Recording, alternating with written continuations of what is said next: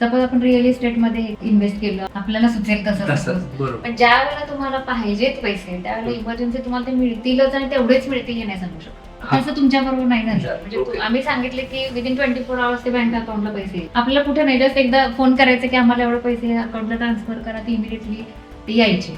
जी काही इन्व्हेस्टमेंट करायची आहे त्याचा एक गोल ठरवायला लागतो. मला इतक्या वर्षी हे करायचं, तितक्या वर्षी ते करायचं आहे. जसं एस टीत बसला कंडक्टर विचारतो कुठं जायचंय, पुण्याला जायचंय, कोल्हापूर जायचंय, नाशिक जायचंय. आणि हे सगळे फंड व्हाईट मनी असणं आणि इन टाइम आपल्याला मिळणे हे गरजेचं आहे. हे केवळ NS Wealth त्यांच्यामुळे शक्य झालं. Because of financial plan, you are able to understand where to stop. And money is important in every part of your life. तुमचे नातेवाईक आहेत, फ्रेंड्स आहेत, काय पण ते 1 वर्ष 2 वर्ष सपोर्ट करतील. इकॉनॉमिक स्ट्रेस सगळ्यात जास्त असतो. एखाद्याला वाटलं बाबा नाही 50 पर्यंत काम करायचं, then that person should start very early. किंवा 50ला मला रिटायर व्हायचंय, पण कामाचं कंपल्शन व्हायला नको. फायनान्शियल प्लॅनिंगमुळे आमच्या जीवनामध्ये हा बदल झाला की मुलांनी ऐनवेळी ठरवलं की परदेशी शिक्षणाला जायचं, आपल्याशी असोसिएटेड नसतो तर ती दरी कधीच भरून काढता आली नसते. म्हणजे त्यांची जी स्वप्न आहेत त्याला मुरड बसली असते केवळ फायनान्शियल विकनेसमुळे.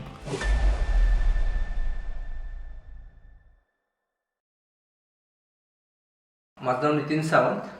मी 15 वर्ष झालं फायनान्शियल सर्व्हिसेसमध्ये आहे आणि आपल्यासोबत आहेत आज डॉक्टर संजय पानवल सर आणि पद्मा पानवल मॅडम. हे आपल्यासोबत ऑलमोस्ट 10 वर्ष झाले असोसिएटेड आहे फायनान्शियल प्लॅनिंग आणि ॲडवायझरी सर्व्हिसेससाठी. आज त्यांच्याकडून जाणून घेऊया त्यांची फायनान्शियल जर्नी कशी आहे. सर, तुमच्या प्रोफेशनबद्दल तुम्ही काय करता थोडंसं सांगा, आपण स्टार्ट करूया. नमस्कार, मी गायनेकॉलॉजिस्ट आहे.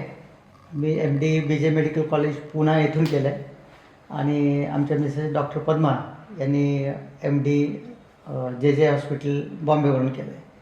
आम्ही तळमल्यासारख्या छोट्याशा खेड्यामध्ये सुरुवातीपासूनच प्रॅक्टिस करतो. प्रॅक्टिस म्हणजे MD झाल्यापासून आणि त्यावेळेसुद्धा किंवा नंतर थोडंसं शहरापासून लांब असल्यामुळं जो अवेअरनेस आर्थिक बाबतीचं पाहिजे तो नव्हताच आणि ॲक्सेसिबिलिटी नव्हती.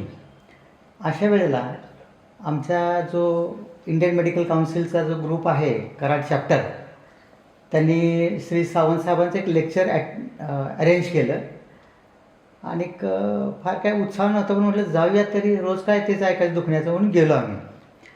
आणि आश्चर्य म्हणजे एक 2-2.5 तास नितीन सरांनी लेक्चर घेतलं आणि असं छान वाटलं की सगळे जे पदर आहेत अर्थकारणातले, मग इन्व्हेस्टमेंट म्हणजे काय, लायबिलिटीज म्हणजे काय, आणि मग कव्हरेज काय, टर्म लोन, फलाना, टर्म इन्शुरन्स, ह्या सगळ्या बाबी त्यांनी क्लिअर केल्या.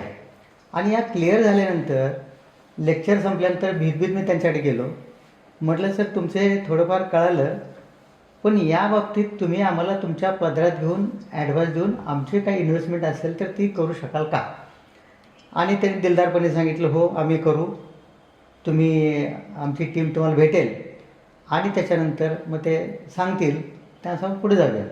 आणि मग मला वाटतं 2015पासून आमचं खूप असोसिएशन आहे आणि ते काळाच्या ओघात खूप स्ट्रॉंग झालं, वृद्धिंगतही झालं आणि आत्तापर्यंत खूप सारे चांगले अनुभव त्या दृष्टीने आलेले आहेत. पद्मा त्याविषयी सविस्तर बोलेलच, कारण जनरली हे सगळं कामकाज पद्मा बघत असते. ती CPO आहे, मी मॉनिटर आहे. तुमच्याबद्दल सांगा. ॲक्च्युली हॉस्पिटल आमचं 1990 पासून आम्ही इथे आहोत. मी 95 सालपासून आहे, म्हणजे 30 ते 35 वर्ष आता प्रॅक्टिस आहे. पहिल्यांदा फक्त काम करणे आणि पैसे मिळवणे किंवा फक्त कामच करणे अशा इंटेन्शननीच आम्ही खेळत आलो. बरोबर. मग नंतर आफ्टर फ्यू इयर्स 10-15 वर्ष गेल्यानंतर मग थोडंसं काहीतरी आपल्याला सेव्हिंग करायला पाहिजे, मग ते सगळं अशा दृष्टीने आम्ही विचार करायला लागलो. पण इनिशियली याच्यामध्ये सांगायलाही कोणी नव्हतं आणि आम्हाला हे कधी कुठल्याही आमच्या करिक्युलममध्ये कधी शिकवलं पण जात नाही, फायनान्स म्हणजे काय आणि काय इन्व्हेस्टमेंट म्हणजे काय किंवा वॉटवर. त्याला नेटवर्कचा पण प्रॉब्लेम असल्यामुळे खेड्यांमध्ये ते पण ॲक्सेसिबिलिटी नव्हती किंवा बाबा कुठून माहिती घेऊ असं पण काही नव्हतं. त्यामुळे त्या काळात ज्या रुटीन सगळेजण जे करत होते आसपास सोसायटीमध्ये, कुठे LIC घ्या, कुठे एखादी पॉलिसी घ्या, कुठे सेव्हिंगमध्ये ठेवा, FD करा, अशाच आहे ना आम्ही जमेल तसं थोडंसं साठवत गेलो पैसे. पण मग नंतर कळालं की ते खूप असं विदाऊट एनी प्लॅनिंग कसंही झालं, हॅपॅझॅट झालं सगळं. म्हणजे त्याचा अंदाज आम्हालाच येत नव्हता की वेदर वी आर आम्ही व्यवस्थित करतोय का नाही, किंवा पुढचे जे नीड्स मुलांच्या आमच्या भागतील ह्याच्यामध्ये का नाही, हे आम्हालाच कळत नव्हतं. आम्ही असंच इथे थोडे ठेवले, तिथे थोडे ठेवले, की जे 2-3 लाख रुपये 95 साली खूप वाटायचे, ते ज्या वेळेला 2005 साली आलं त्यावेळेला ते कुठे जायचे ते कळायचे नाही. त्यामुळे आम्हालाच कळायचं नाही की आता आपण करतोय ते बरोबर आहे, सांगायलाही कोणी नव्हतं. सो आम्ही त्या पण ह्याच्यामध्ये शोधात होतोच की बाबा काहीतरी आपल्याला काहीतरी करायला पाहिजे, एवढं कळत होतं, पण काय करायला पाहिजे हेच कळत नव्हतं. की बाबा ठीक आहे, आता मुलं मोठी साईड बाय साईड व्हायला लागलेली, त्यांचे खर्च वाढत आहेत, त्यांना पुढे शिक्षण हे ते, तर हे सगळ्या जबाबदाऱ्या असल्यामुळे ते व्यवस्थित फायनान्शियली आपण पार पाडू शकू का.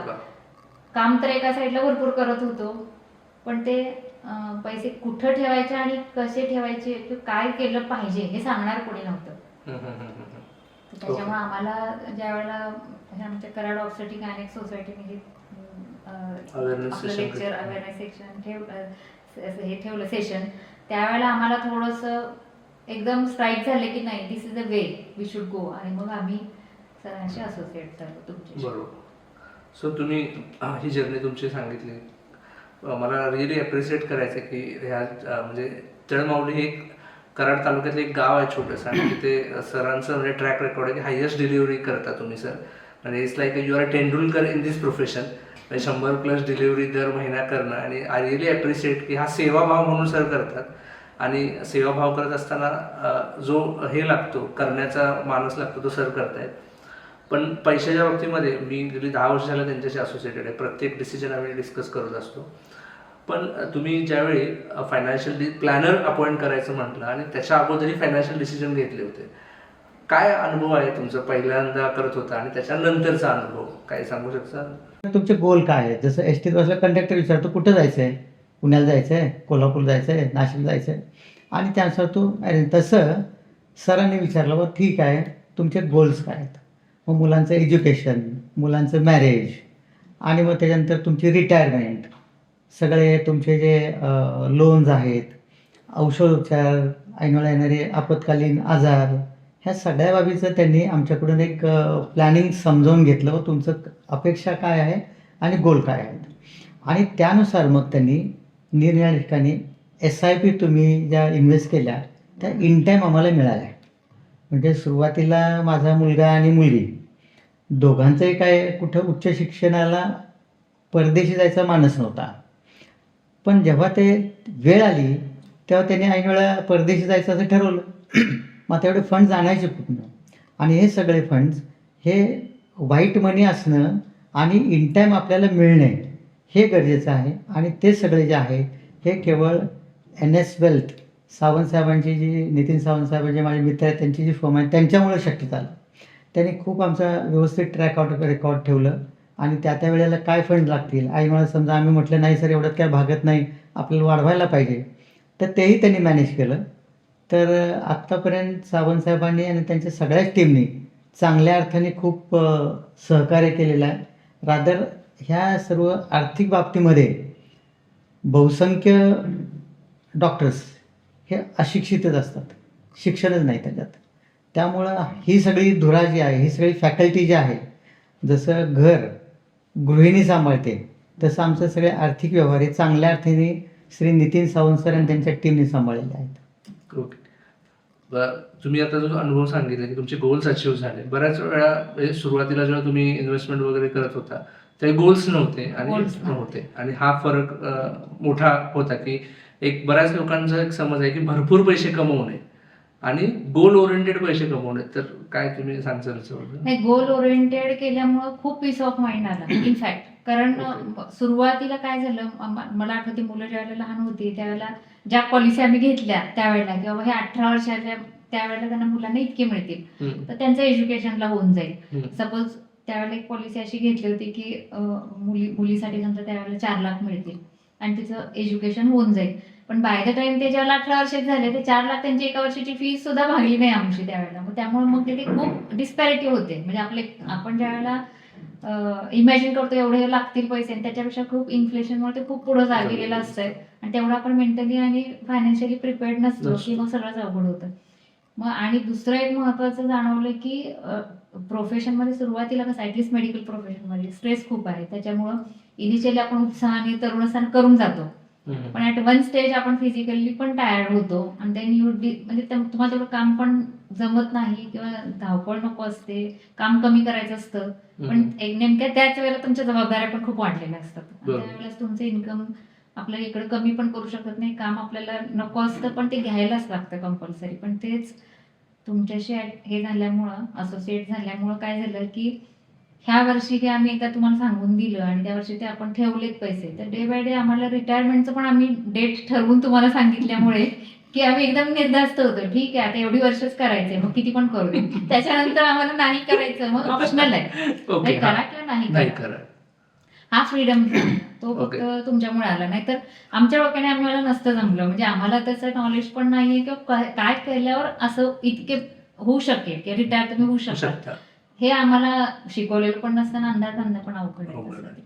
So one of the key म्हणजे तुमच्या बोलण्यात आलं की पीस ऑफ माइंड सगळ्यात महत्वाचं आहे खरंच. नाहीतर म्हणजे मुलांना पण हे जसे म्हणाले की सुरुवातीला त्यांचं इंडियामध्ये शिकायचं असं होतं, पीजी करतील की नाही, इथं पण आम्हाला त्यांचं आधी काहीच नव्हतं फीस. मुलांचं सगळ्यात असं असतं, जसं पुढे जाईल तसं ते डिसाईड करतात.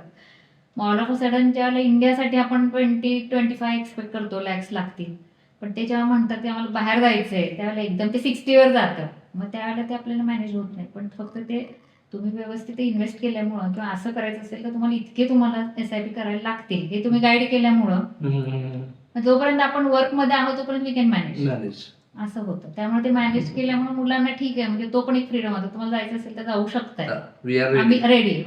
Without any loan, student loan न घेता किंवा काहीच आम्हाला पण न स्ट्रेस येता, मुलांची पण एज्युकेशन पण झाली, दोघं पण म्हणजे दोघांची व्यवस्थित झाली. गोल ओरिएंटेड केल्यामुळं सगळ्यात महत्वाचं म्हणजे रिटायरमेंट सुद्धा तुम्ही बाकी प्रोफेशन मध्ये म्हणजे कसं असतं की तुम्ही या वर्षी रिटायर होणार, पेन्शन चालू होणार असं असतं, तसं आता बऱ्याच ठिकाणी पेन्शन पण नाहीये. त्यामुळे रिटायरमेंटला जर आपण ठरवलं की 60 पर्यंत मी काम करू शकतो, नंतर मला रिटायर व्हायचंय, मग मी ठरवेन करायचं की नाही. बरोबर. हा जो फ्रीडम सायकोलॉजिकल आहे ना, तो सगळ्यात मला वाटतं जास्त महत्वाचा. And that is financial planning's biggest benefit. Biggest benefit. Planning केलं नाही तर मग होणारच नाही. मग तुम्ही तुमच्या म्हणजे आपल्याला सुचेल तसं जर येतील तसे पैसे इकडे करू तिकडं असं केलं तर ते त्यावेळेला होईलच नीट असं नाही होत. आणि जर आपल्याला 60ला कळालं की आपलं नाही, वी कॅनॉट रिटायर, मग तुमची हेल्थ कशी पण असो तुम्हाला ते करायलाच लागतं पुढचं काम. बरोबर. मला आता तुम्ही सांगत होता थोड्या वेळ की you have decided to pause काही गोष्टीमध्ये, so because of financial plan you are able to understand where to stop, and money is important in every part of your life. कारण आता ऍट वन स्टेज तुम्हाला कसं असते की ठीक आहे, म्हणजे आता हे पुढचे तुम्ही म्हणजे तुमच्या फर्मने हे व्यवस्थित मॅनेज करून दिल्यामुळं आम्हाला आता कळालं की ठीक आहे, किंवा आपण आपल्या आनंदासाठी करायचं तेवढंच काम करूयात, अदरवाईज वी कॅन रिटायर. पाहिजे असेल म्हणजे आता हेल्थ वाईज आम्हाला जमेलच की 10 वर्ष करायला, तसा काही इश्यू नाही, पण we don't want to take that risk. आणि जर स्ट्रेस नको असेल तर ठीक आहे, म्हणजे आता फ्री टाइम जर तुम्हाला राहायचं असेल तर तुम्ही फायनान्शियल प्लॅनिंग केलं तरच तुम्हाला ते शक्य आहे. कारण किती म्हटलं की तुमचे नातेवाईक आहेत, फ्रेंड्स आहेत काय, पण ते 1 वर्ष 2 वर्ष सपोर्ट करतील तुम्हाला, not for your life time. तुमचं तुम्हालाच ते प्लॅनिंग आधी केलं तर तुम्ही ते. फक्त एकच ह्याच्यात आहे की आम्हाला हे खूप लेट कळालं, त्यामुळे थोडासा शेवटी पण आमचं हे वर्क खूप असल्यामुळे जमलं, पण नवीन मुलांनी थोडंसं आणखी लवकर त्याच्यामध्ये प्लॅन करायला पाहिजे असं तुमचं मत? Yes, definitely. कारण आमचं वर्क खूप असल्यामुळे ते जमलं. शेवटी पण आता इतकं समजा आपण सेव्हिंग करून काय हे झालं, SIPs केलं, लेट झालं तर शेवटच्या 10 वर्षात प्लॅनिंग पण झालं, एव्हरीथिंग इज पॉसिबल. पण थोडंसं नवीन लोकांनी थोडंसं early investment, early planning, financial planning केलं तर त्यांना through out life they can enjoy also at the same time, म्हणजे पीस ऑफ माइंड पण राहील त्यांना. Okay, great. असं एक मेन हे आहे. कारण इकॉनॉमिक स्ट्रेस सगळ्यात जास्त असतो असं मला वाटतं. म्हणजे त्याला तुम्ही म्हणजे कुणीच तुम्हाला हेल्प करू शकत नाही. तुमची फॅमिली रन करायची असेल, तुमच्या नीड्स स्वतःच्या भागवायच्या असतील, ते कोण तुम्हाला हेल्प करणार ना असं. त्यामुळे तुम्हालाच ते व्यवस्थित प्लॅनिंग केलं तर तुम्ही you will be at the position. ठीक आहे, एखाद्याला वाटलं बाबा नाही 50 पर्यंत काम करायचं, then that person should start very early, Okay. तेव्हा 50ला मला रिटायर व्हायचंय. व्हायचं. आणि आहेत कसे अशा असं बरेचसे आता new generation तशीच आहे ना, हो. They are deciding and they are बरोबर, डुइंग बरोबर.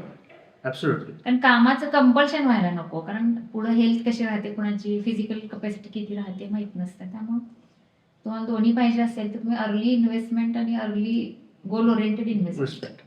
आणि एक लेवल नंतर तुम्ही जसं आता म्हणलं तुमची आवड म्हणून तुम्ही करता. आवड म्हणून हा. आवड म्हणून करा. करायचं, जमेल तो पण करायचं, करायचं. मग ठीक आहे. It should not be compulsion असं. असे काही अनुभव ह्या 10 वर्षाच्या पिरियडमध्ये की जे तुम्हाला वाटले ऑसम होते, की लाईफ चेंजिंग वाटले, असे काही 2 इन्सिडेंट आठवतात असे की जे फायनान्शियल प्लॅनिंगमुळे आमच्या जीवनामध्ये हा बदल झाला, असे काही आठवत आहे? सांगू शकता? सगळ्यात म्हणजे चॅलेंजिंग असं आहे की मुलांनी ऐनवेळी ठरवलं की परदेशी शिक्षणाला जायचं. हम्म, हम्म. आता हे जर आपल्याशी असोसिएटेड नसतो हा, हा. तर ती दरी कधीच भरून काढता आली नसती. ओके. म्हणजे त्यांची जी स्वप्न आहेत त्याला मुरड बसली असती केवळ फायनान्शियल विकनेसमुळं. ओके. म्हणजे तरुण पिढीची स्वप्न जी आहेत ते आपण पूर्ण करू शकत नाही, शल्य आयुष्यभर आम्हाला राहिलं असतं. हम्म, हम्म. त्या शल्यातनं तर आम्ही मुक्त झालो. मग तुम्हाला कोणती युनिव्हर्सिटी पाहिजे घ्या, हवं तिथं जावा, ओके. आणि तुम्ही तुमचा करिक्युलम हे करा. असं नाही की 1.5 वर्षाचा करा, 3 वर्षाचा करा. Okay. That is your freedom. Okay. हे सगळ्यात मोठं हे आहे ना. बरोबर. आणि सगळ्यात महत्वाचं कसं आहे की ह्याच्यामध्ये सपोज आपण रिअल इस्टेटमध्ये हे केलं, इन्व्हेस्ट केलं, आपल्याला सुचेल तसं तसं suppose. बरोबर. पण ज्या वेळेला तुम्हाला पाहिजेत पैसे त्यावेळेला हम्म. इमर्जन्सी तुम्हाला ते मिळतीलच आणि तेवढेच मिळतील हे नाही सांगू शकत. हा. तसं तुमच्या बरोबर नाही झालं. झालं. म्हणजे Okay. आम्ही सांगितले की विदिन 24 आवर्स ते बँक अकाउंटला पैसे यायचे. त्यामुळे तो एक एकदम खूप छान अनुभव होता की बाबा Okay. ठीक आहे, आपल्याला कुठे नाही, जस्ट एकदा फोन करायचे की आम्हाला एवढे पैसे अकाउंटला ट्रान्सफर करा, ते इमिडिएटली ते यायचे. फीज भरायचे काय असेल तर असं. बाकी मग ते रिअल इस्टेटचं वगैरे तसं नसतं ना, म्हणजे त्याला ते आपल्याला ते इमर्जन्सी तुम्हाला काही फंड्स मिळू शकतात Funds त्याच्यामधून. म्हणजे हा अनुभव आहे की गोल ओरिएंटेड असल्यामुळे तुमचे गोल्स माहिती आहेत. ते Goals पैसे माहिती फिक्स आहेत. मध्ये आणून आपण बरोबर. ठेवत असतो की ते पैसे कुठल्याही रिस्की असेल बरोबर. क्लासमध्ये किंवा Yes. लिक्विडेबल नाही अशी परिस्थिती नसते. त्यामुळे तुम्ही जो अनुभव घेतला तो अनुभव आम्हाला म्हणजे प्रोफेशनमध्ये असल्यामुळे हे माहीत होतं की लोक अशाच पद्धतीने करतात की रिटर्न्स एक्सपेक्टेड करतात आणि गरजेला लागतील तेव्हा ते पैसे अवेलेबल होत नाहीत. आणि ही रिअलिटी आहे. आणि बरोबर. दोन्हीची गोष्ट वेगवेगळ्या आहेत. म्हणजे लोक रिटायरमेंटसाठी पीपीएफ मध्ये टाकतात जे पैसे 15 वर्षानंतर लागायचे, आणि जे पैसे शॉर्ट टर्म मध्ये तरी ते रिस्क घेतात. सो ही मोठी तफावत आजही आहे आणि ती कायम राहत राहणार. NSWELशी जॉईन करत असताना किंवा त्याच्या अगोदर तुम्ही बरेच आर्थिक सल्लागारांशी पण इन्व्हेस्टमेंट वगैरे केलं होतं, काय मेजर डिफरन्स वाटला तुम्हाला? ह्याच्यामध्ये कसं आहे, एक तर आम्हाला त्यातलं काही माहीत नसताना त्याच्या ABCD पासून सांगणे, त्याच्यानंतर तो कॉन्सेप्ट समजावून सांगणे, आमच्या नीड्स समजावून घेणे आणि तुम्ही कसं इन्व्हेस्ट करताय हे एक्सप्लेन करणे, हे सगळं जे आहे. शिवाय दर 3 महिन्यांनी किंवा 4 महिन्यांनी मिटिंग्स ठेवणे. आत्तापर्यंतचा सगळा पोर्टफोलिओ जो आहे त्याच्यात प्लस मायनस काय आहेत आणि हे सर्व जे तुम्ही हाताला धरून सांगता, त्यामुळे त्या ट्रान्सपरन्सीमुळं कॉन्फिडन्स वाटतो. आणि हे जे आहेत तुम्ही आणि तुमच्या टीममधले सगळेच जण नेहमीच चांगल्या अर्थाने त्यांनी रिस्पॉन्स दिलेला आहे. हे परवाचंच उदाहरण मी सांगतो. परवा एकाने मला खूप सारी गळ घातली. मग मी नितीन सरांना म्हटलं की हे असं असं प्रपोल पाठवलं आहे. मग त्यांनी त्यांच्या टीमला अभ्यासाला पाठवलं. मग त्यातल्या एक मॅडम ज्या होत्या त्यांनी आणि त्या मुलांनी फेस टू फेस कॉन्व्हर्सेशन केल्यावर कळालं दूध का दूध पाणी का पाणी हो गया. हे जे आहे किंवा आपल्या क्लायंटला जे हवं आहे ते त्याच्या लेवलला जाऊन त्याला एक्सप्लेन करणे आणि त्याला समजेल असं सांगणे हा महत्त्वाचा भाग आहे. अन्यथा केवळ रोग निदान करून फायदा नाही, त्याच्या सगळ्या मोडॅलिटीज ऑफ ट्रीटमेंट सांगणे, त्याचे प्लस मायनस सक्सेस सांगणे हे महत्त्वाचं आहे. ग्रीड आणि रिटर्न्स ऑन इन्व्हेस्टमेंट आणि रिस्क ह्या तिघांचं जे लोणचं आहे ते सांगितलं. आणि सगळ्यात ह्याच्यात एक ऍड करायचं की तुम्ही जे रिस्क प्रोफाईल आमच्याकडून घेता ना ते जास्त चांगलं आहे. तेव्हा प्रत्येकाची मानसिकता वेगळी असते की तुम्हाला किती रिस्क घ्यायची याच्यामध्ये. तसे आम्ही लेट ह्याच्यामध्ये आल्यामुळे आम्ही आलो त्याला ऑलरेडी वी हॅव क्रॉस 55 वगैरे तुमच्यामध्ये आल्यामुळे की आम्हाला जास्त रिस्क नको होते. त्यामुळे मॉडरेट रिस्क ठीक आहे, रिटर्न्स कमी मिळाले तरी चालतील, पण ऍटलिस्ट आमचा मुद्दल जायला नको कुठे. हा जो एक आमचा हे होतं की ठीक आहे आम्ही इन्व्हेस्ट करतो, मग ते अगदी 30% 25% तुम्ही पण ते अगदी काय म्हणा खूप रोजी पिक्चर नाही दाखवलं आम्हाला. ते ठीक आहे, तुम्हाला 8 to 9%, 10%, 12% पर्यंत असेल, आम्हाला पण ठीक आहे, we were okay with that.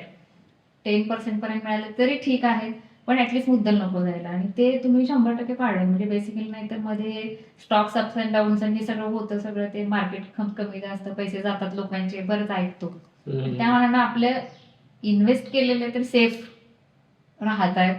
मग थोडंफार वरती मिळालं नाही तरी चालते, पण इन्व्हेस्ट केलेले तर राहिले पाहिजेत, हा जो कन्सर्न असतो प्रत्येकाचाच पाहिजे तसा. बरोबर. पण काही वेळेला ते आपल्या ह्यानी किंवा खूप ग्रीड पोटी खूप इन्व्हेस्ट केलं तर सगळेच जायची पण शक्यता असते. बरोबर.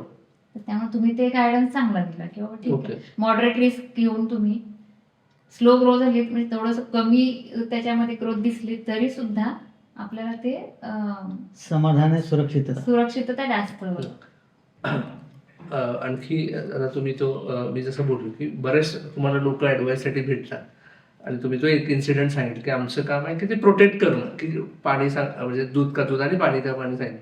हा अनुभव आमच्यासोबत तुम्हाला बऱ्याच वेळा आला असेल हे करत असताना.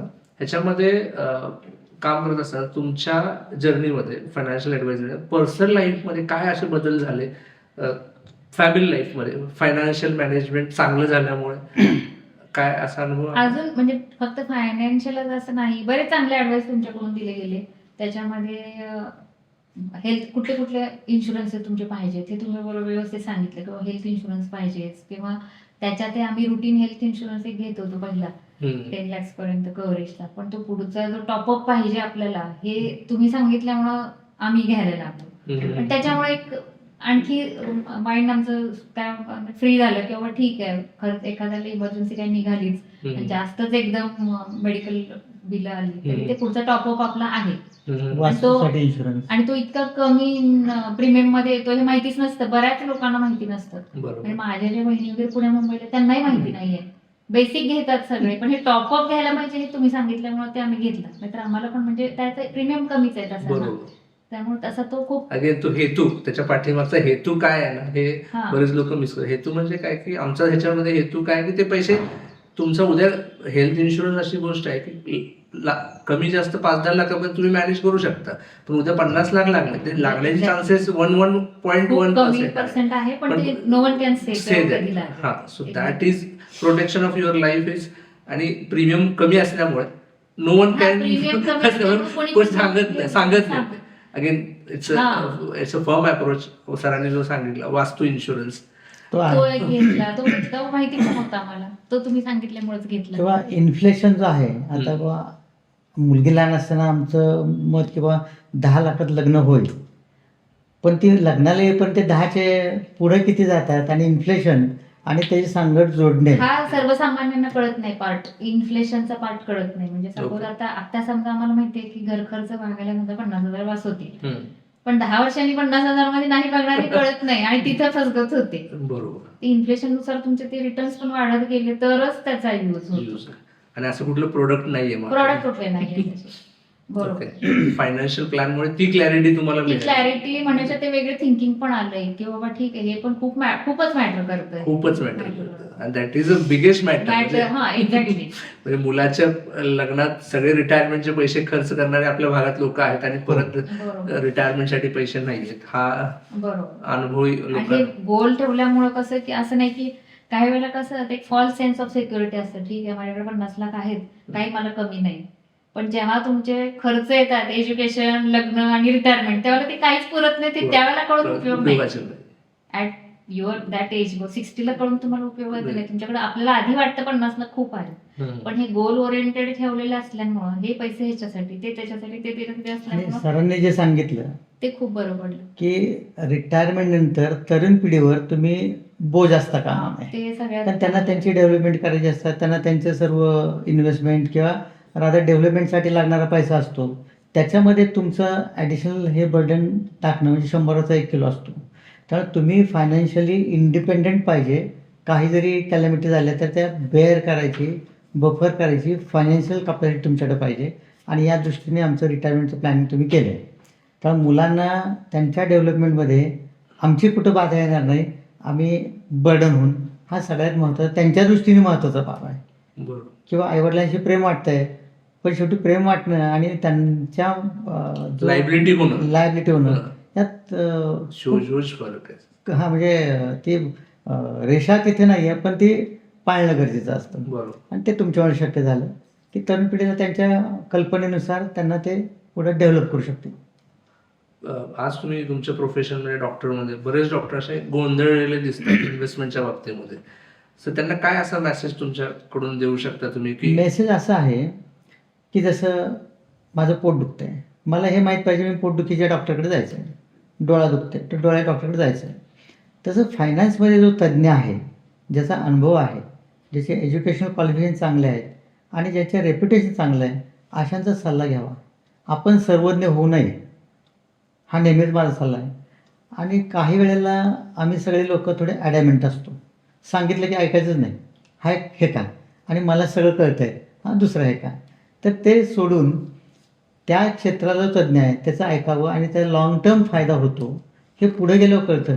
गड्यावर झालं, माझं पोट धरल्यामुळे मी सुरक्षित राहिलो असं त्या. ओके मॅडम तुम्ही काय सांगता मेसेज? नाही ऍटलिस्ट आपल्या रिक्वायरमेंटच्या लाईफच्या आहेत त्या त्या वयाला जे लागणार आहे तर तेवढे तरी फायनान्स ऍडवायझरच्याच ह्याने तुम्ही आधी ते सिक्युअर करावे पैसे, कोर सिक्युअर पाहिजे. आणि मग तुम्हाला सरप्लस जर असतील तर यू कॅन तुमच्या बुद्धीनं काय कुठे इन्व्हेस्ट करायचं असेल तर यू कॅन डू इट. पण ऍटलिस्ट पहिलं आपलं लाईफ तर सिक्युअर करून घ्यावं सगळं, म्हणजे त्या बेसिक ज्या आपल्या रिक्वायरमेंट्स आहेत त्या मागण्या इतपत एखादं फायनान्स ऍडवायझर कडून केलं तर मला जास्त आणि ते सेबियर रजिस्टर असावे, कोणी असू ते तर नये. आहे. नाही त्यांचं त्यात फसवणूक पण खूप होते ना. ओके ओके म्हणजे होते म्हणजे असं आहेतच ना कितीतरी बाबा हे इकडे द्या आम्ही इकडे इन्व्हेस्ट करतो, तिकडे इन्व्हेस्ट करतो असे करणारे पण असतात. त्यामुळे प्रॉपर एखाद्या Authorized, responsible fellow. Responsibility okay. जे तुमच्या वतीनं आम्हाला मिळालेत. नाही नाही सर, तुमच्यासारख्या लोकांनी सपोर्ट केला म्हणूनही मीही त्या ऍक्शन मध्ये गेलो. म्हणजे आय रिअली आणि बाकी जुने जे प्रॉडक्ट्स आम्ही घेतले तुम्ही हा. यायच्या आधी हा. रिटायरमेंटसाठी म्हणून तुम्हाला मंथली एवढे मिळतील तेवढे हा. मिळतील. हा. मग पुढे जाऊन आम्हाला कळालं की नाही, म्हणजे आपली 10 वर्षापूर्वी समजा 20,000 महिन्याला मिळत होते, आता पण ते 20च देत आहेत, तर ते नाही मॅच होत. मग ते चुकतंय बेसिकली. मला तर ते जास्त फरक जाणवतो की ते पैसे सपोज 10 लाख एखाद्याने गुंतवले तर आम्ही पूर्वी कधीतरी एखाद्या गुंतवले महिन्याला 1,00,000 रुपये काहीतरी मिळते पेन्शन प्लॅन मध्ये गुंतवून, पण महिन्याला 1,000 पेन्शननी काय होणार ना. पण ते त्यावेळेला ठेवलेले होते आणि ते लाईफ टाईम ठेवायचेच असतात. मग ते लाईफ टाईम तुम्हाला देतात पण ते अमाऊंट फार कमी देतात. मग ते हे जे आहे ना, आता नवीन मुलं थोडीशी अवेअर झाली त्याच्या बाबतीत, पण आमच्या पिढीमध्ये आमच्या जनरेशनला एवढं अवेअरनेस नाहीच आहे. फायनान्शियल इकॉनॉमिक्स एज्युकेशन पण नसतं आणि कळत पण नसतं म्हणा. बरोबर. राजा आई अपूर्वा वडिलांचं काय असायचं? अपूर्वा आणि ऋषिकेशने तुम्हाला तुमच्या मार्फत आता SIP चालू केलेले आहे. ओके. हा. हे सगळ्यात महत्वाचं आहे. ओके. विलिंगली त्यांनी सांगितलं बा आम्ही SIP चालू करतो आणि सरांच्या बरोबर आपण असोसिएट होऊयात. कारण आधीच्या जनरेशनचं कसं की बाबा सर्व्हिस फिक्स पेमेंट त्यांना यायचं आणि रिटायरमेंट झाले की फिक्स त्यांना रिटायर हे व्हायचे, पेन्शन मिळायची. बरोबर. तर त्यांना तसा स्ट्रेस कमी होता. बरोबर. आता तसं नाही राहिलेलं. आता पेन्शनच नसल्यामुळं तुम्हाला पुढचे 20-30 वर्ष तुम्हाला कसं राहायचंय, काय लाईफस्टाईल पाहिजे त्या आधीच तुम्ही हे करून ज्या वेळेला आपल्याला करू शकतो त्याच वेळेला तुम्ही ते थोडेसे बाजूला काढून प्रत्येकाला ठेवलेच पाहिजे. कारण आता तर खूप व्होलेटॅलिटी खूप आहे जॉबमध्ये, एव्हरीवेअर, सगळ्याच प्रोफेशन्स मध्ये. पूर्वीसारखं नाही हो एकदा टीचर झाले की तो रिटायरच होईपर्यंत तिथेच राहील असं, पण म्हणजे असं कुठलं प्रोफेशनच राहील नाहीये. त्यामुळे सगळीकडेच खूप असे इनसिक्युरिटी आहे, जॉब इनसिक्युरिटी कुठेही काय, प्रोफेशनल सिक्युरिटी आहे. त्यामुळे तुम्हाला ते व्यवस्थित नवीन मुलांनी तर ते प्लॅनिंग करूनच ठेवलं पाहिजे. म्हणजे तुम्हाला जर 40-50 नंतर तुम्हाला पीस पाहिजे असेल, पीस ऑफ माइंड, त्यावेळेचं जे फ्रस्ट्रेशन आहे मग ते नको असेल तर आतापासूनच तुम्हाला ते व्यवस्थित प्लॅनिंग केलं तर मग ते बीट करू शकता. हे इन्फ्लेशन तर हा खूप वेगळाच, म्हणजे आम्हाला तर मेडिकल सायन्स मध्ये असलं काही शिकवलेलं पण नसतं, माहिती नसतं ते शब्द. वेट बिगारी टाळायची असेल तर फायनान्शियल ऍडवायझर पाहिजे.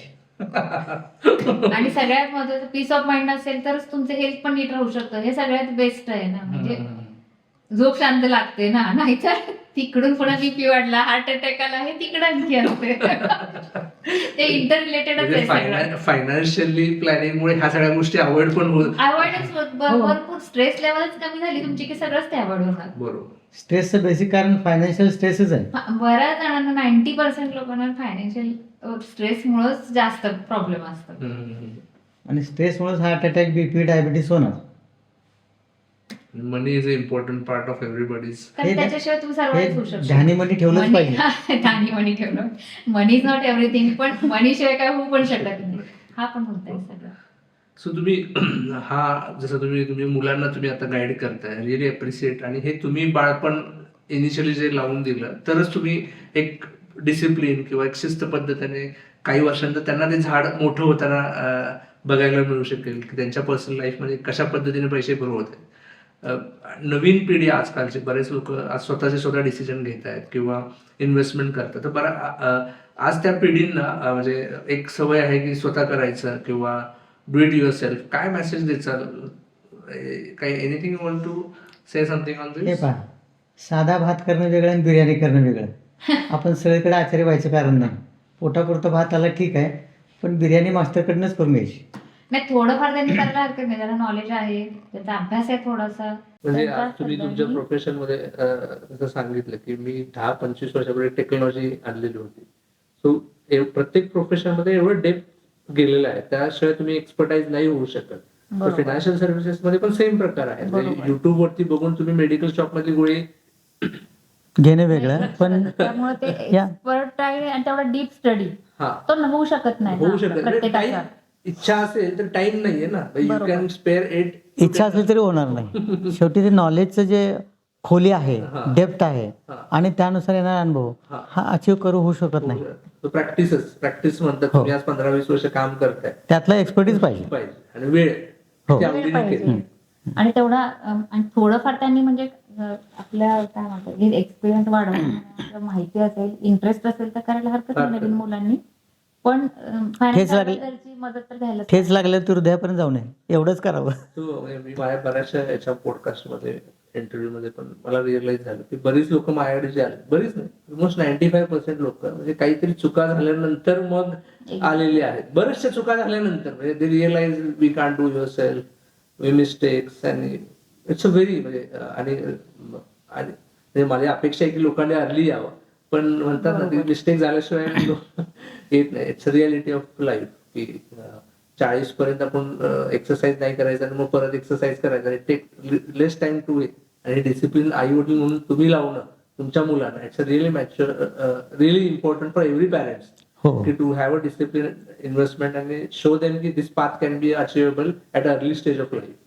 सुदैवाने त्यांनी ते ऍक्सेप्ट केले आणि ते मनापासून त्यांच्या लक्षात आलं की आपल्याला इन्व्हेस्टमेंट करणं गरजेचं आहे. अगदी खरं.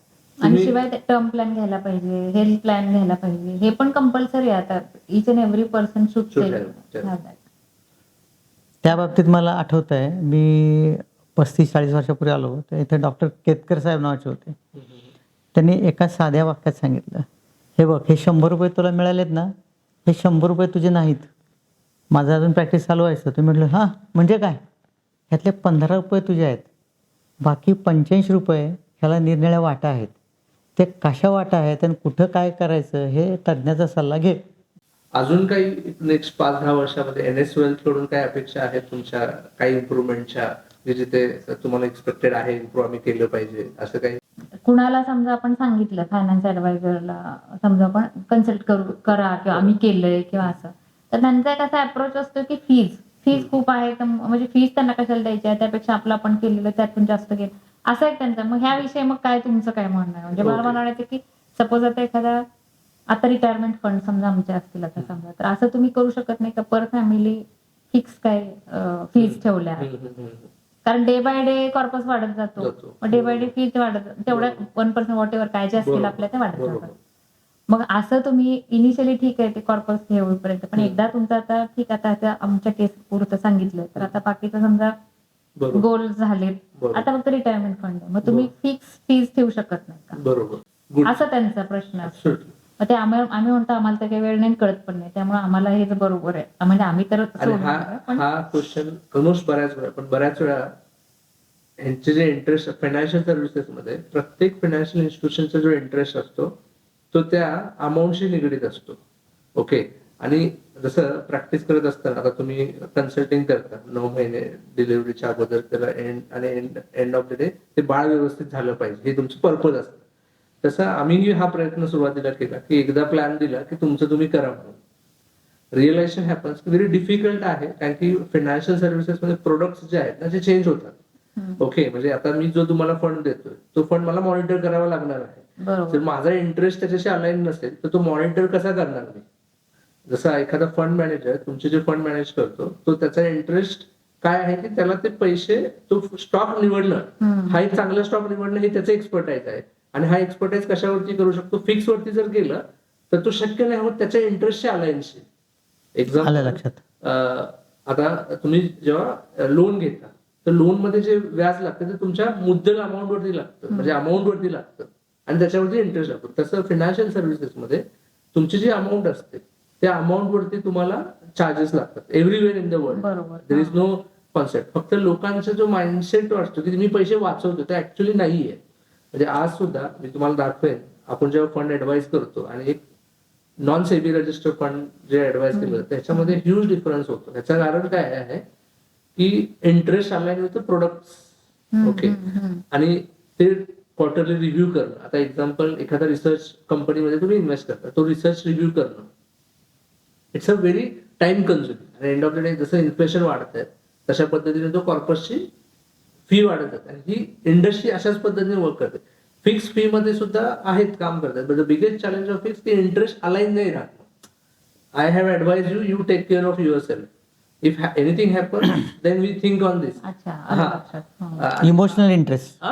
नाही काय होतं इमोशनल. हा, म्हणजे म्हणजे आता म्हणजे जसं आज आम्ही तुमचे फंड्स मॅनेज करत असताना दर 3 महिन्याला रिव्ह्यू करतो.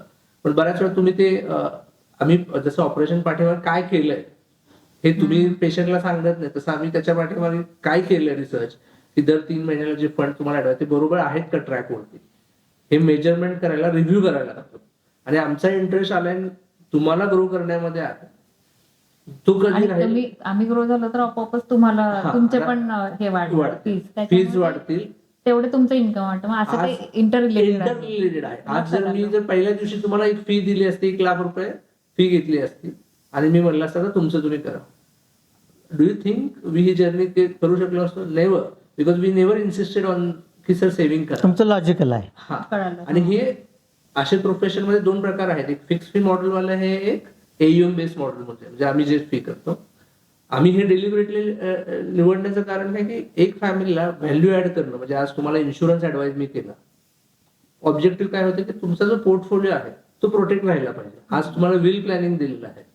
ह्या ज्या गोष्टी अलाइड सर्व्हिसेस मी ऍड करू शकलो, मी माझ्या नॉलेजमध्ये ग्रोथ करू शकलो, तर because I want to go deeper in your portfolio. आज तुम्हाला जे प्रोडक्ट मिळत आहेत ते फक्त म्युच्युअल फंड नाही, काही बॉन्ड्स आहेत, काही नवीन आणखी प्रोडक्ट येणार आहेत तुमच्या याच्यावर. ते कधी होतील, कधी मी रिसर्च करीन जर मला त्याचा इंटरेस्ट माझा आलाय नसेल तुम्हाला ग्रो करण्यामध्ये. बरोबर आहे. आणि आज नाही तर उद्या तुम्ही ज्या प्रोडक्ट मध्ये इन्व्हेस्ट करणार आहे तिथे फीज ही जाणारच आहे. फक्त ही समोरून जाते फी, म्हणून ती आपल्याला दिसते आणि तो पिंच वाटतो. मग ती तुम्ही त्याच्यातूनच काय त्याच्यातून घेतलं तर मग लोकांना ते लक्षात, म्हणजे ते जास्त पिंच नाही म्हणा. You are absolutely right. आणि that's the 99% industry is doing. मग तसंच केलं ना तर मग लोकांना ते फीस डोळ्यावर येत नाही असं मला म्हणायचं. The biggest challenge of doing this ना, ट्रान्सपरन्सी आणि व्हॅल्यू ऍडिशन एथिक्स. आज 99% माझ्या प्रोफेशन मध्ये अशीच लोक काम करत आहेत की हे पिंच न होता पैसे कमवतात. ओके, पण त्याच्यामध्ये माझा जो इंटरेस्ट अलाईन पाहिजे ना, तो मला, मी जेव्हा शांतीने मी झोप घेतो ना तर मला माहिती आहे मी माझ्या हक्काचे पैसे अर्न करतोय व्हॅल्यू देऊन. आणि you are knowing what you are paying for, you are asking and it's my responsibility to give that kind of deliverables. The only things happen in the product selling. म्हणजे medical shop आणि doctor मध्ये जसं फरक आहे की product संपलं, product दिलं, विषय cut. I am getting life time income. Okay, from hmm? The manufacturing कडनं, जे बऱ्याच वेळा माहित नाही बऱ्याच लोकांना. म्हणजे मी जेव्हा इंडस्ट्री चालू केली 2008 साली, त्यावेळी मला हे रिअलाइज झालं की इंडस्ट्रीमध्ये मॅन्युफॅक्चरिंग आहे, प्रोडक्ट बनवतात, LIC आहे, HDFC आहे, डिफरंट काइंड ऑफ प्रोडक्ट्स आहेत. त्याचे मीडिएटर्स आहेत, बँक्स आहेत, एजंट आहेत, ऑनलाईन ऍप्स आहेत आणि एंडला कस्टमर आहेत. ही इंडस्ट्री चालते कसे, प्रोडक्ट बनवले जातात, त्या मीडिएटर थ्रू एंडला सेल जातात. आणि हीच 99% आज ही आहे. मी थोडासा हा विचार केला, याच्यामध्ये काय होतं की याचे इंटरेस्ट आहे ना, मधल्याचे इंटरेस्ट हे एंड कस्टमरला नाहीये, तर ह्या Manufacturer. फायनान्शियल इन्स्टिट्यूशन कडे जास्त आहे. आणि ह्याच्यामध्ये इम्पॅक्ट काय झाला, 2008 साली तुम्ही फायनान्शियल क्रायसिस म्हणून ऐकलं असेल, अमेरिकेमध्ये झालं. One of the reason was this practice, की घरांची लोन्स घेतली गेली आणि ही फक्त कमिशन्स आणि हा मिस सेलिंग वर, म्हणजे लोन्स घ्या त्याच्यावरती प्राइस वाढवा. आणि ही 2010 मध्ये रेग्युलेटर आलं, register investment adviser world wide. आणि ह्यांचं काम काय होतं, फ्युडिशरी काम करायचं. फ्युडिशरी म्हणजे काय, क्लायंट्स इंटरेस्ट फर्स्ट. हा क्लायंट इंटरेस्ट फर्स्ट कधी राहील, जर मी तुमच्याशी ट्रान्सपरन्सी मेंटेन केली तर. जर मी तुमच्या प्रोडक्ट विकून मग कमिशन कमवायला लागलो ना, तर तिथे ट्रान्सपरंट रिलेशन नाही राहत. आणि ह्या माझ्याकडे ऑप्शन होता जेव्हा मी माझी प्रॅक्टिस चालू करतो. फक्त मी ह्या प्रॅक्टिस डेलिबरेटली चालू ठेवली. याच्यामध्ये 2 गोष्टी झाल्या होतात, की जेव्हा समोरून फी घेते, I am accountable for every action what I am doing.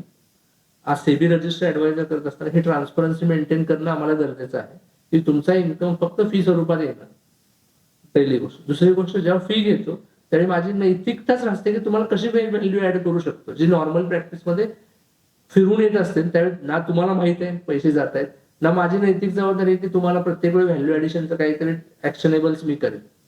He reality आहे ह्या इंडस्ट्रीची. आणि कोणाला तरी पिंच होतंय म्हणून मी माझं प्रॅक्टिस चेंज करणं, म्हणजे जसं डॉक्टरमध्ये नाही मी फीचे पैसे नाही कमवणार, मेडिकल शॉप मधनं कमवणार, हे मला थोडं माझ्या प्रोफेशनल इथिक्सचं मला नाही योग्य वाटलं. आणि I have suffered lot due to this, but I am okay with that. Those were trusting me. आणि it's a finance, trust business आहे किंवा trust is foremost.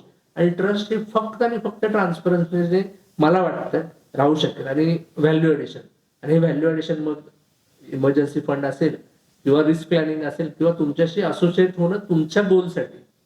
If I am not align with your goals, every time normally happens what, की एक product घेऊन यायचं, तर हे product चांगलं आहे आणि हे प्रोडक्ट तुम्ही घ्या. मला सांगा, तुमच्या 10 वर्षाच्या जर्नीमध्ये do you have experience with us की we come with something product? Product sell करण्याच्या दृष्टीने कधी झालेलं नाही. फक्त आमच्या अपेक्षा काय आहेत आणि मीटिंगमध्ये बा मागं तुमच्या अपेक्षा फुलफिल झाल्यात का, आणि आम्ही जे काय कमिट केले तसे रिटर्न्स आलेत नाही आलेत, किंवा कमी आले असेल का आलेत, आणि असं काय आहे का, हे तुम्ही सांगितलंय. सो हा अनुभव आहे ना, फक्त इंटरेस्ट अलाइन असेल ना तर, आणि that is why we are doing this. जसं मध्यंतरी टू बुक द लॉस हा कॉन्सेप्ट आम्हाला माहीत नव्हता, पण तुम्ही तो एक्सप्लेन केला, लॉस का बुक करायचा.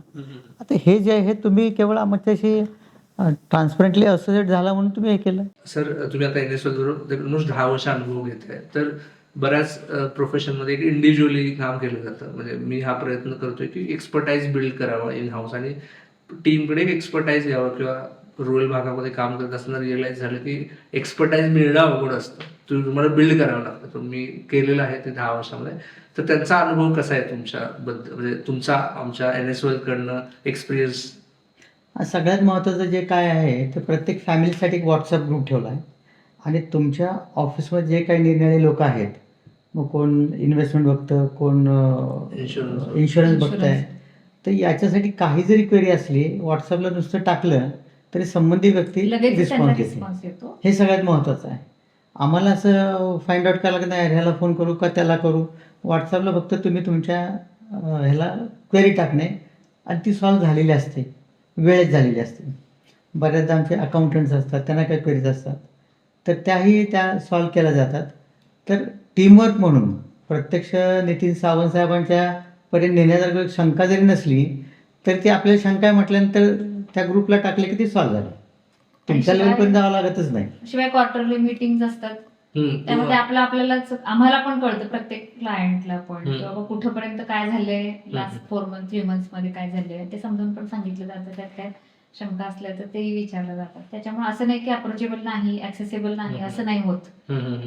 Hole team is always approachable and always accessible. कधी तुम्हाला काही शंका असली कुठल्याही विषयी तरी यू कॅन आस्क असं. त्यामुळे तो एक फ्रीडम आहे. नाहीतर तिकडे काय चाललं इकडे कळत नाही असं नाही होत. म्हणजे दर क्वार्टरली मीटिंग मध्ये डिटेल्स मध्ये सगळं सांगितलं जातं, ते चांगलं आहे. त्याच्यामुळे मग कळतं तरी, म्हणजे लास्ट याच्यात का कमी झाले का वाढले हे सगळं समजावून पण दिलं जातं टीम कडून. त्यामुळे ते इन पर्सन काय शक्य नसेल तर ऑनलाईन होऊन जातं. ओके, तो एक अनुभव तुम्हाला तो म्हणजे चांगला. बऱ्याच लोकांना वाटतं की वन टाइम केलं तर होऊ शकेल, असं लोकांचा समज आहे की वन टाइम होतं प्लॅनिंग. तर तसं नाही ना होत. It is a dynamic process. आणि ही डायनॅमिसिटी जी आहे बा, नॅशनल लेवलला काय चाललंय, इंटरनॅशनली काय चाललंय, ह्या सगळ्याचा इम्पॅक्ट ह्या अर्थकारणावर पडतोच. इन्व्हेस्टमेंट पडणारच. आणि याचा दुष्परिणाम काय झाला, काल आपलं हृदय धडधडायला लागलं की विचारलं बरं ते सांगतात आम्ही घेतली ऍक्शन, काय ते करू नका झोपा आता. तर ते टेन्शन फ्री राहतं. तुम्हाला आधी दूर आल्यावर कळतंच, जाळ लागायची तुम्ही वाट बघत नाही, तुम्ही आणि एक ऑलरेडी ते असं म्हणजे माइंड मध्ये आमच्या असतं बाहेर कुठेही काय झालं, आता समजा ट्रम्पचं काय झालं, टेरिफ वाढवलं, हे झालं, ते स्टॉक्स कोसळले, काही पण सेन्सेक्स इतका झाला, तरी आम्हाला त्याचं आमच्यापर्यंत काय आजपर्यंत झालं नाही, कारण someone is there to cooperate. असं सो वी हा एक फिलिंग असतं की ठीक आहे आपण सेफ हँड्स मध्ये आहोत, असं जे एक फिलिंग असतं की डॉक्टरांकडे गेल्यावर सुद्धा कोणी पण येतं ठीक आहे आपण डॉक्टर सिलेक्ट केलं ना, ठीक, मग ते शांत. तसं आम्हाला आता झालेलं आहे की ठीक आहे फायनान्स ऍडवायझर आमच्यासाठी आहेत आणि he is capable of doing म्हणजे ऑल दिस थिंग्स. तर त्याच्यामुळे आम्ही शांत असतो. इकडे काही झालं तरी आम्हाला असं डायरेक्ट परकशन आमच्यापर्यंत येत नाही. ते मध्ये बघायला आहेत सगळे. And that's a very important part of each and every, की फिल्टर होऊन इन्फॉर्मेशन येते. बऱ्याच वेळा इन्फॉर्मेशन तो सगळा तो ताण तुम्ही घेतलेला असेल तिकडे कदाचित तुमच्या फॉर्मने म्हणा, पण तो आमच्यापर्यंत काही पोहोचत नाही. त्यामुळे ठीक आहे, we are happy. absolutely that we are taking we are a driver of your personal life, nothing else that we are working. And thank you very much for giving time and be associated with us, and I really once again wish you a rich, happy and successful life to you. Thank आणि मी आणि पद्मा दोघे म्हणतो की श्री नितीन सावंत साहेबांनी त्यांच्या टीमनी हे जे काही सहकार्य केलेलं आहे, जे काय आम्हाला खूप सारा मानसिक स्वास्थ्य दिलेलं आहे आणि आर्थिकदृष्ट्या स्वास्थ्य दिलं आहे, त्यामुळं आम्ही दोघंही तुमचे मनपूर्वक आभारी, आभारी. तुमच्या टीमचे आभारी. आणि you. तुम्हालाही खूप सारं उदंड चांगलं हेल्दी आयुष्य लाभो ही देवाचरणी प्रार्थना. Thank you. आणि खूप लोकांना याचा फायदा हो.